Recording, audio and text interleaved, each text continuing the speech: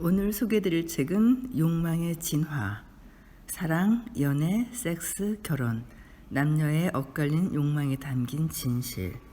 지은이는 데이비드 버스고요. 유튜버 자청님의 추천 도서 중 하나입니다.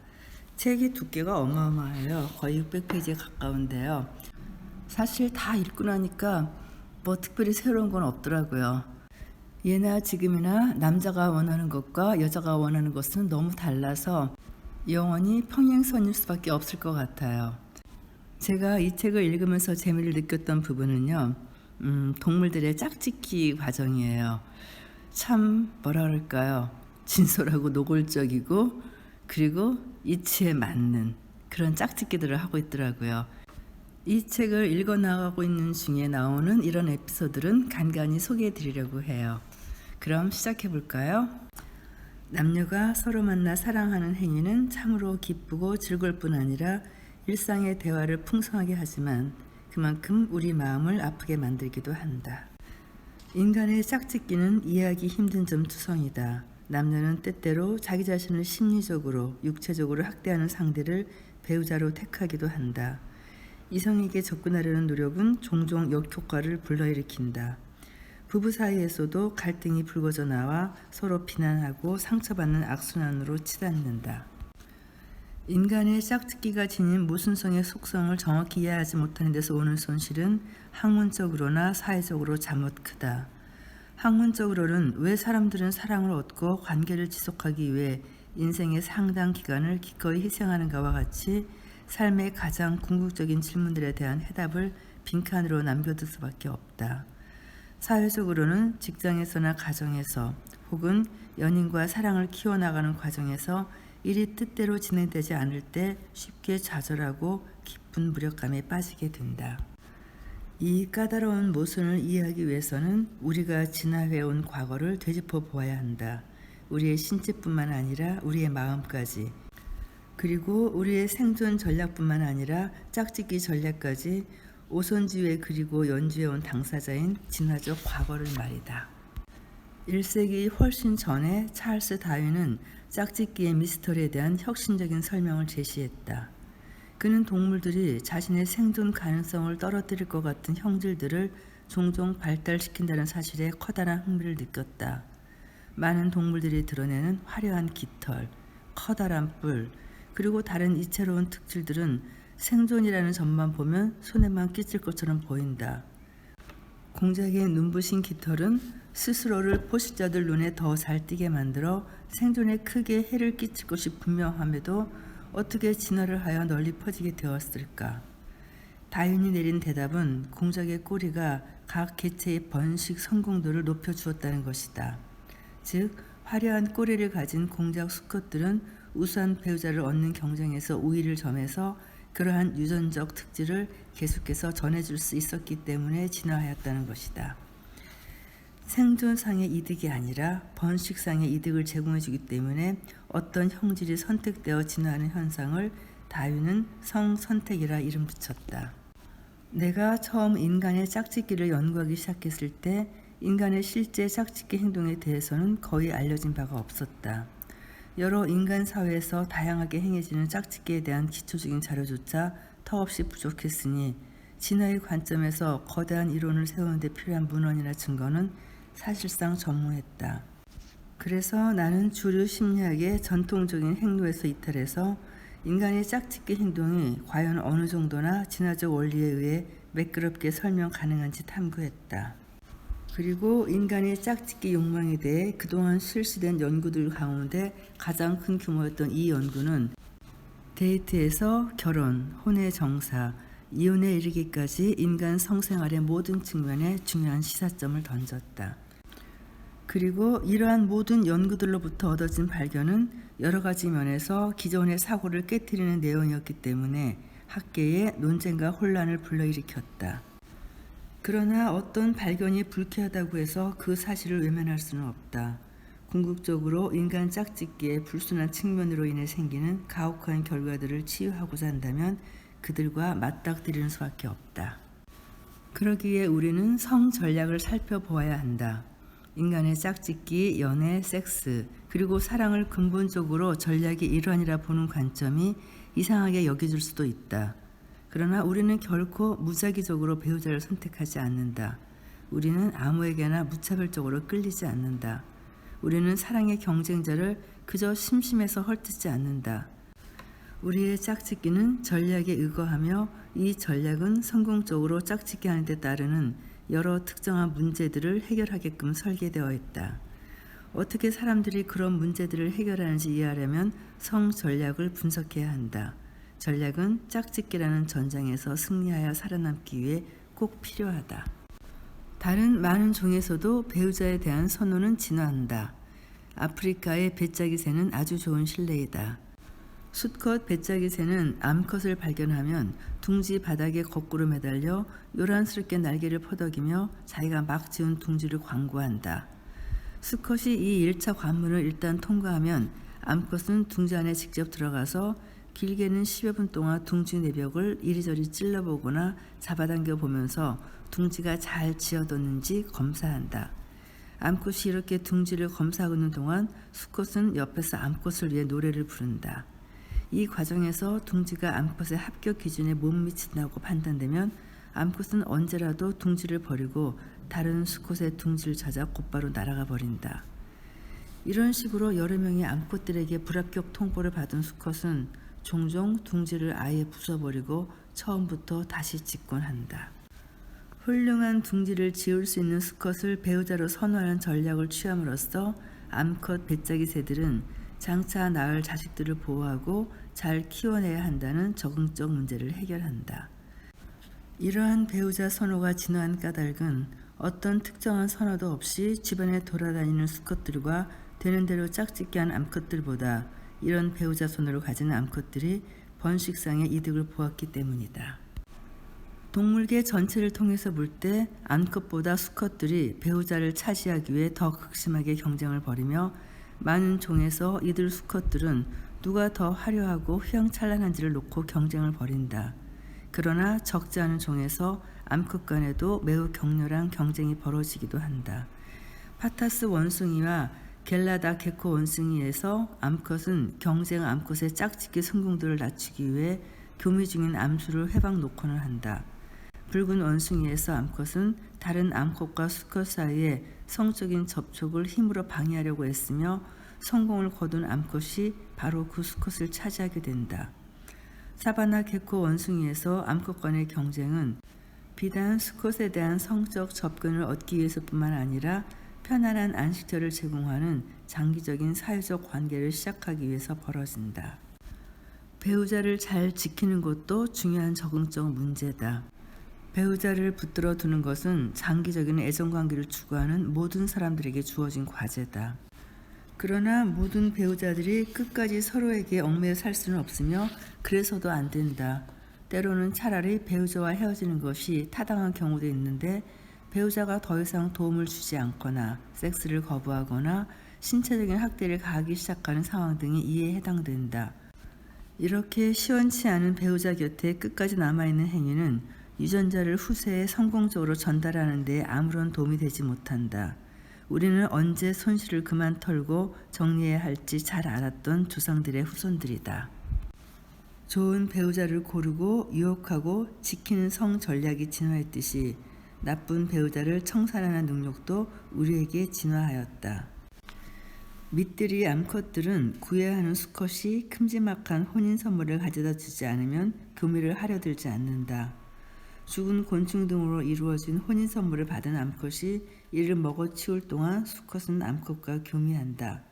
교미하는 동안 수컷은 혼인 선물을 느슨하게 잡고 있는데 꼭 암컷이 교미가 채 끝나기 전에 선물을 들고 내빼는 것을 방지하는 것처럼 보인다.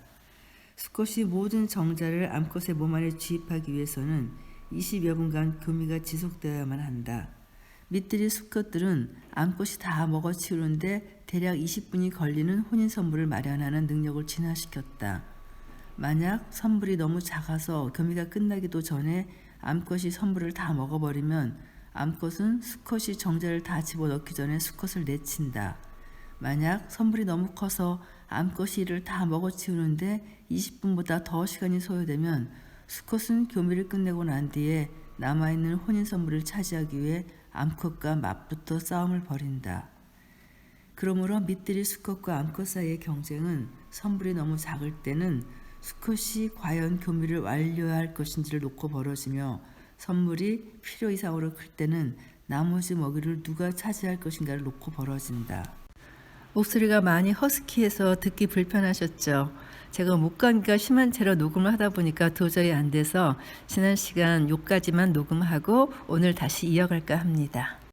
인간 남성과 여성도 자원과 성 관계를 두고 충돌한다. 인간 짝짓기를 진화 심리학적으로 분석하면 한 성이 택한 짝짓기 전략은 다른 성이 택한 전략의 발목을 잡아서 갈등을 일으킬 수 있는데 이를 전략 간섭이라고 한다. 일시적 혹은 지속적인 성관계 상대를 구할 때 남녀의 성향 차이를 생각해보자. 남성과 여성은 어떤 상대와 합의하에 성관계를 맺기까지 얼마나 오랫동안, 얼마나 깊게 그 상대를 알아야 하는가에 대해 일반적으로 매우 다르다. 개인차도 있고 예외도 있지만 대개 남성의 경우 섹스까지 도달하는 역치가 상대적으로 낮다.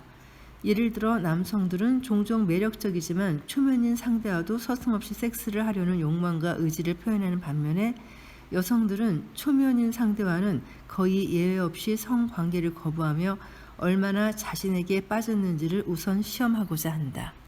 이처럼 상이한 성 전략들 사이에서 근본적인 갈등이 유발된다. 남성은 여성이 장기적인 목표를 방해하지 않고서는 자신의 단기적인 욕망을 충족할 방법이 없다. 즉각적인 섹스를 끈덕지게 원하는 남성의 욕망은 좀 더 은근한 구애 행위를 바라는 여성의 요구와 충돌을 일으킨다. 이러한 간섭은 쌍방향으로 이루어지는데 이는 오랜 시간에 걸친 구애 행위도 즉각적인 섹스라는 목표를 방해하기 때문이다. 한 성이 구사하는 전략이 다른 성이 구사하는 전략을 간섭할 때마다 갈등이 일어나는 것이다.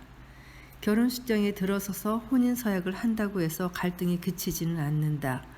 결혼한 여성들은 남편이 잘난 척하고 정서적으로 메마르고 믿음직하지 못하다고 불평한다. 결혼한 남성들은 아내가 너무 분위기만 찾고 자기한테 의지하려고만 하고 성관계를 자주 거부한다고 불평한다. 이렇게 성 간의 갈등이 깊이 만연해 있기는 하지만 결코 피할 수 없는 것은 아니다. 어떤 상황적 조건에서는 남녀 간의 갈등이 최소화되고 조화가 무르익는다. 진화된 성 전략에 대한 올바른 지식을 통해 어떤 전략은 활성화시키고 어떤 전략은 휴면 상태로 두는 상황을 조정함으로써 우리의 삶을 훨씬 더 행복하게 만들 수 있다. 이 책은 성 간 갈등의 본질을 탐구하고 남녀 간의 화합을 북돋기 위한 몇 가지 해결책을 제시하고자 한다. 우리의 조상들은 채소를 채집하고 동물을 사냥해서 음식을 구했지만 현대인들은 슈퍼마켓이나 레스토랑에 가서 음식을 구한다. 마찬가지로 도시 생활을 하는 현대인들은 사바나 초원이나 동굴 속 혹은 모닥불 옆에서 짝짓기 전략을 구사하는 게 아니라 독신자 술집이나 파티, 인터넷 혹은 교제 알선 업체에서 전략을 실행한다. 현대의 짝짓기 환경은 먼 과거의 환경과 크게 달라졌지만 성 전략은 예전과 다름없이 우리 마음속에서 작동한다. 진화된 짝짓기 전략은 그대로이다. 우리가 가진 짝짓기 신유는 오직 이뿐이며 단지 오늘날까지 계속 쓰이느라 유행에 뒤처진 것뿐이다.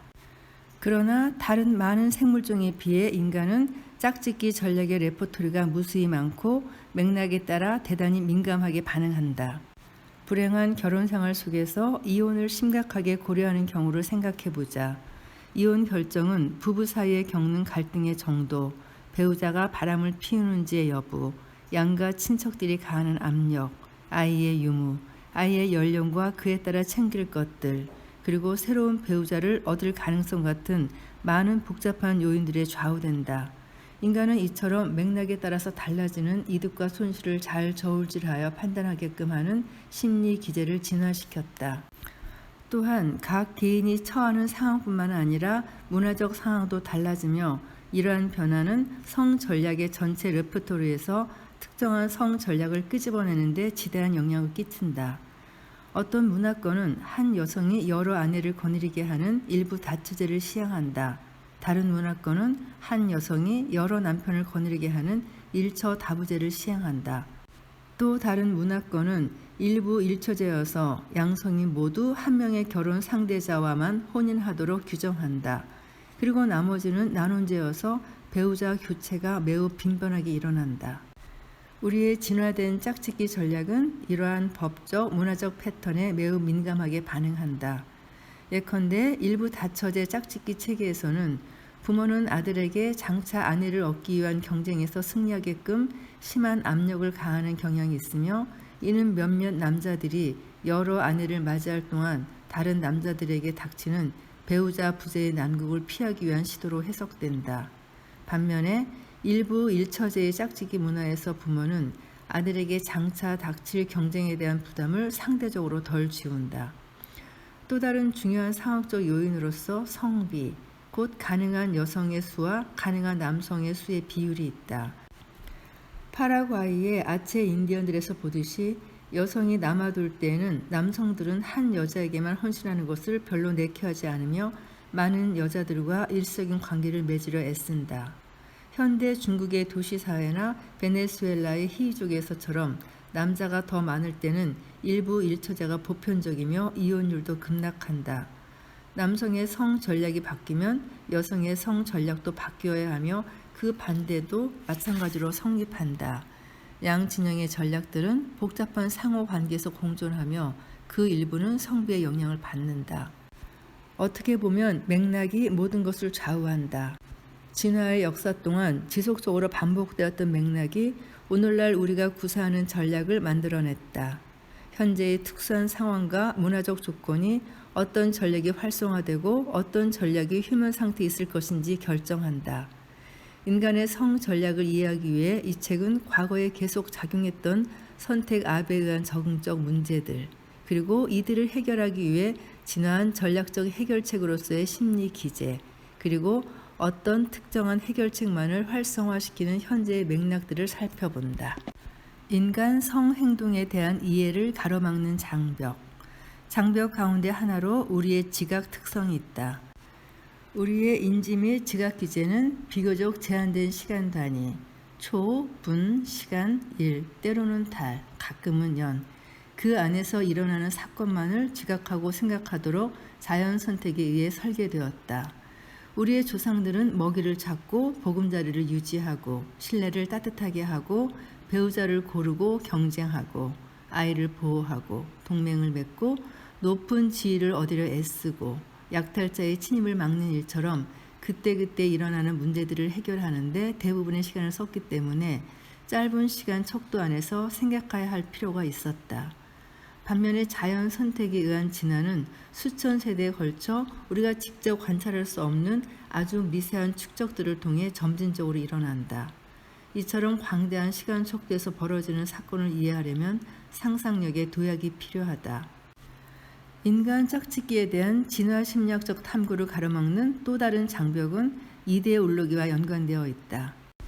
하버트 스펜서의 사회 다윤주의 이론 이래로 생물학 이론은 억압을 정당화하거나 인종적 혹은 성적 우월성을 주장하는 등의 정치적인 목적을 위해 때때로 이용되었다. 그러나 인간 행동에 대한 생물학적 설명들이 역사적으로 오용된 적이 있다고 해서 생명을 설명하는 가장 강력한 과학 이론을 내팽개칠 수는 없다. 인간 짝짓기를 이해하기 위해서는 먼저 우리의 진화적 유산을 대담하게 받아들이고 우리 자신을 그 유산의 산물로 바라보는 시각이 필요하다. 진화 심리학을 거부하는 또 다른 장벽으로는 무엇이든 존재하는 것은 응당 존재해야만 한다고 믿는 자연주의적 오류가 있다. 자연주의적 오류는 인간 행동에 대한 과학적 설명을 그 행동에 대한 도덕적 당위와 혼동한다. 자연 세계에는 질병, 전염병, 기생충, 영아 사망과 같이 우리가 없애거나 감소시키려고 애쓰는 수많은 자연 현상이 존재한다. 이들이 자연계에 존재한다는 사실이 그들이 응당 존재해야 한다는 당위를 내포하지는 않는다. 부성 확실성을 보호하기 위한 하나의 심리 전략으로서 진화한 남성의 성적 질투가 전 세계적으로 구타와 살인 등의 형태로 아내에게 큰 손실을 입힌다는 사실이 밝혀진 바 있다. 우리 사회는 남성의 성적 질투가 위험하게 표출되는 것을 막을 효과적인 방안을 마련하고자 노력한다. 남성의 성적 질투에 진화적 기원이 내재해 있다는 사실이 우리가 그것을 계속 용인하거나 지속해야 한다는 것을 의미하지는 않는다. 자연주의적 오류를 뒤집으면 반자연주의적 오류가 된다. 어떤 이들은 무엇이 인간적인 것인가에 대해 지나치게 숭고한 견해를 갖고 있다. 이런 관점 가운데 하나에 따르면 자연스러운 인간은 자연과 하나 되어 서로서로 화합하며 동식물과 더불어 평화롭게 상생하도록 태어났다. 전쟁이나 공격성 혹은 경쟁은 가부장제나 자본주의와 같은 현재의 환경 때문에 원천적으로 평화로운 인간 본성이 붕괴한 결과 나타나는 증상이다. 어떤 짝짓기 전략이 진화 생물학에 근거하고 있다면 이 전략은 바꿀 수 없고 고칠 수 없고 불변하다고 흔히 간주된다. 스스로 생각할 수 없는 맹목적인 로봇처럼 우리는 생물학적 명령이 지시하는 대로 따를 수밖에 없는 운명이라는 것이다. 이러한 믿음은 인간의 행동을 생물학적으로 결정되는 것과 환경적으로 결정되는 것, 두 가지 서로 독립적인 범주로 잘못 구분하는 데서 출발한다. 사실 인간 행동은 둘의 상호작용의 산물이다. DNA의 가당 모두는 특정한 환경적, 문화적 맥락에서 풀린다. 사람의 일생을 통해 그 사람만을 고유한 사회적, 물리적 자극들이 진화된 심리 기제에 입력되며 모든 행동은 예외 없이 이러한 심리 기제와 그에 대한 환경적 영향의 합작물이다. 진화 심리학은 상호작용을 대단히 강조하는 관점이며 다시 말해 인간 심리를 만들어냈으며 오늘날에도 그 심리를 이끌고 있는 역사적, 발달적, 문화적, 상황적 특질들을 규명하려는 흐름이다. 모든 행동 패턴은 원칙적으로 환경의 개입으로 변할 수 있다. 어떤 행동은 바꿀 수 있고 어떤 행동은 바꾸기 어려운 것처럼 보이지만 이는 사실 현재 가지고 있는 지식과 기술 수준에 따라 달라진다. 기술이 진보하면 새로운 변화의 가능성이 열린다. 물론 그 변화가 요청된다는 전제하에 말이다. 인간은 특히 그를 둘러싼 환경의 변화에 극히 민감하다. 자연 선택은 어떤 맥락에 처해 있는지 아랑곳하지 않고 고정된 본능을 발현하게끔 인간을 만들지 않았기 때문이다. 짝짓기 행동의 근원을 진화 생물학에서 찾는다고 해서 우리를 변화 불가능한 숙명의 나락으로 빠뜨리는 것은 아니다. 진화 심리학은 남녀의 진화된 짝짓기 행동을 밝히고자 하는 것이지 남녀가 어떻게 될 수 있는지 혹은 어떻게 되어야 하는지를 규정하지 않는다. 또한 진화 심리학은 적절한 성 역할에 대한 처방을 제시하지도 않는다. 사실 우리 모두에게는 평생에 걸친 사랑에 대한 이상적인 관점이 있다. 나 자신도 이런 관점을 고수하고 있으며 사랑이 인간의 성심리의 핵심적인 위치를 차지하고 있다고 믿는다. 애정으로 연결된 관계는 삶의 가장 심오한 만족을 가져다주며 이것이 없다면 삶을 공허할 것이다. 그러나 우리는 인간 짝짓기에 대한 진실을 너무 오랫동안 무시해왔다. 갈등, 경쟁, 그리고 조작도 인간 짝짓기에 만연해 있다. 우리 삶의 가장 큰 부분을 차지하는 이 인간관계를 이해하고자 한다면 우리 눈을 스스로 가려왔던 커튼을 걷고 똑바로 현실을 바라보아야 한다. 지금까지의 내용은 이 책의 첫 챕터에 대한 내용입니다. 짝짓기 행동의 기원. 사실 이 첫 챕터가 이 책의 전체적인 내용을 가장 잘 핵심적으로 보여주고 있는 것 같아서 거의 전문을 다 소개해 드렸는데요. 이어지는 다음 내용들은 여자가 원하는 것, 그리고 남자가 원하는 것, 하룻밤의 정사, 배우자 유혹하기, 두 사람이 함께 살아가기, 성적 갈등, 파경, 시간에 따른 변화, 남녀의 화합, 여성의 은밀한 성 전략, 그리고 인간 짝짓기의 미스터리 등으로 이어지는데요. 짝짓기라는 주제를 놓고 볼 때 다른 모든 것들은 이해할 만 하더라고요. 그런데 이 마지막 챕터는 정말 미스터리예요. 그 부분에 대해서는 다음 시간에 다시 한번 녹음으로 이어가겠습니다. 감사합니다.